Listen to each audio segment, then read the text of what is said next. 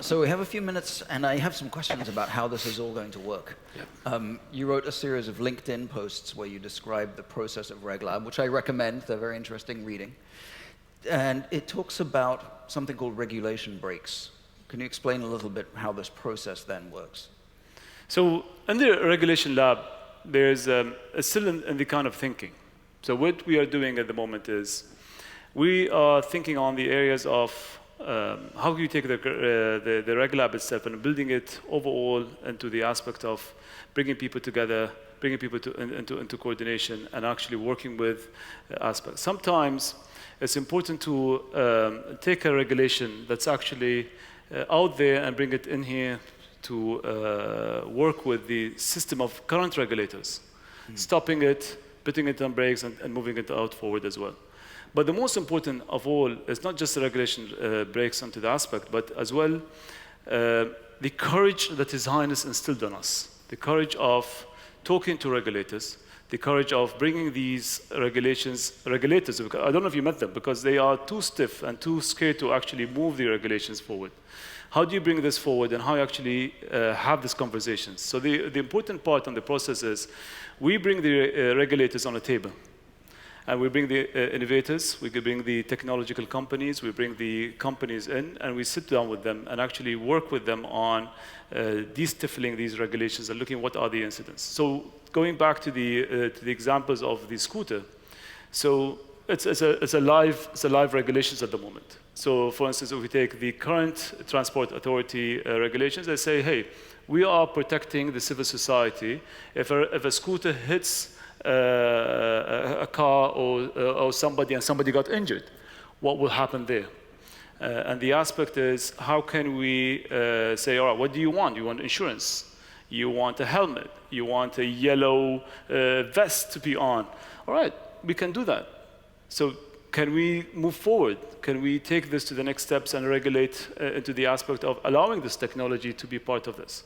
Allowing people moving in a society, in a quality of life, improving it as well into the aspect. And that's where it comes into the perspective. Right, so you create a temporary relaxation or modification of the regulations to act as a sandbox. So it acts like a sandbox. It breaks down the aspects, and it allows the technology to move forward a little bit without these kind of fear into the aspect. And this is the most important part, because we can innovate in technology as much as you want, but regulations will always be there.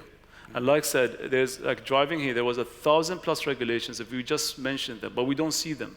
And imagine one day all these regulations gone, it's going to be a chaos in a city, in a country. But when you put these regulations down, but you don't want the regulation to harm or to as well be too stifled to technology and innovation. And you wanted to actually create this kind of movement to it. So how will you measure the success of RegLab? Because it's an experiment in itself. Right, it's an experiment by itself. But so I think the measure is, in my perspective, would be more of if regulations passes through, if regulation actually being implemented. So not just a lab, it actually went through implementation. The other success measure, if other countries adapted it, because in the end, we want to scale it up as well for humanity.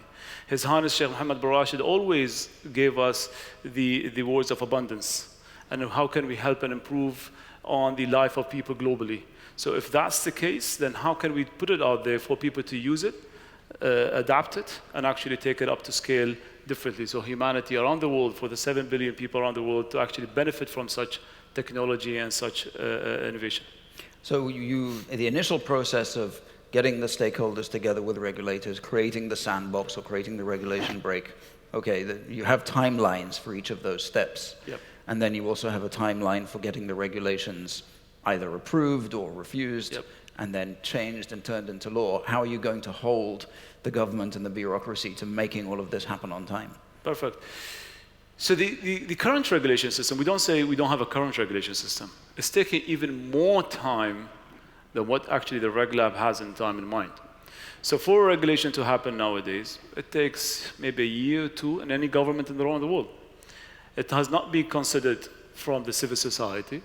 The technological companies or the people working on it doesn't know about it. And people then get surprised, oh, there's a new regulations in time. With the Reg Lab, if it takes the time it takes implementation will be from day one.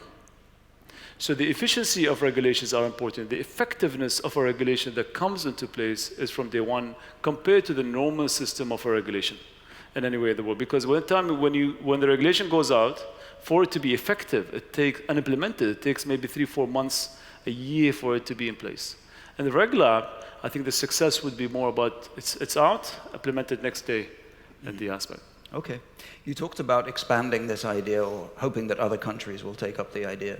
So I'm going to suggest that this model works very well in the UAE because the decisions around the Reg Lab go straight to the cabinet. Yep.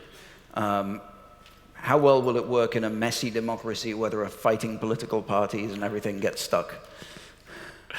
So I think a sandbox is always fun. I think where any country, to experiment, nobody will say no to you. Australia government at the moment have a reg lab as well. They call it the RegTech, and they come in as well with that kind of sandboxing to it. And I think going back to testing things and putting it into something, say, and to convince people, say, hey, we don't know what's the outcome going to be. I know you're bureaucrats and Democrats and all the political issues can be aside, but can we test it for 6 months? It's just a 6-month test. It's not going to create any harm. And if we don't like it, we're going to stop it.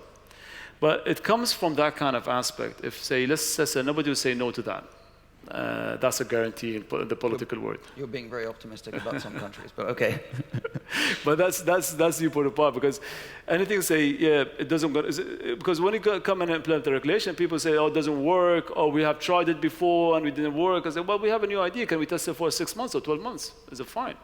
And I guarantee no one will say no to it, because they say, all right, it's just a test. Yeah, it's just a test. Don't worry. All right. Well, we'll come back to you in a year and see how many tests you've done. Sure, that would be great, and I think that's the most important part. And from here, I think from this platform, I would like to invite everyone in the room to really come and test with us.